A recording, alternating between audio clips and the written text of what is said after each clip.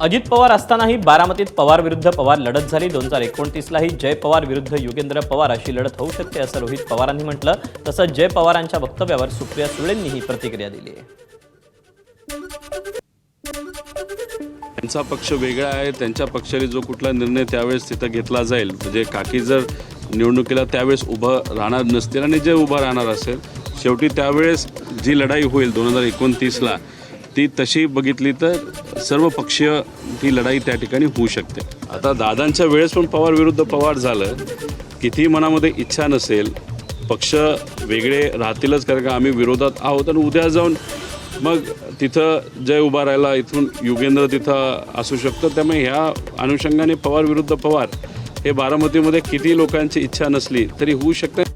एकतर प्रत्येकाला ह्या एका सशक्त लोकशाहीमध्ये कोणाला इलेक्शन लढायचे हा अधिकार प्रत्येकाला आहे आणि त्यांच्या पक्षाचा अंतर्गत प्रश्न असेल ना कोणी लढायची ती सीट।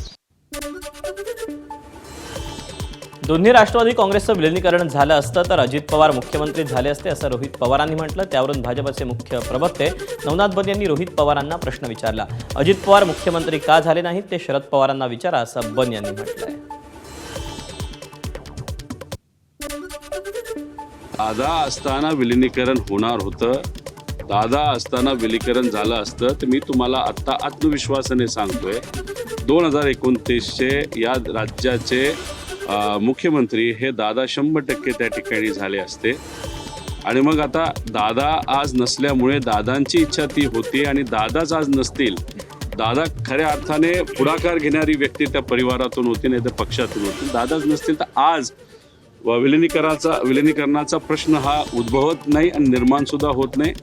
2004ला काँग्रेसपेक्षा शरद पवार साहेबांच्या पक्षाला जास्त जागा मिळाल्या होत्या।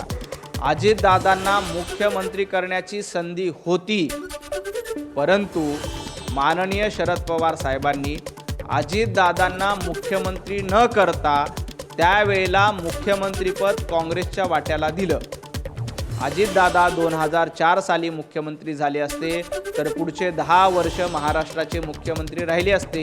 रोहित पवारांना असं वाटतं की येणाऱ्या काळामध्ये महाराष्ट्राचं नेतृत्व आणि मुख्यमंत्रीपद आपल्याला मिळावं, यासाठी रोहित पवारांचे हे सगळे प्रयत्न सुरू आहेत।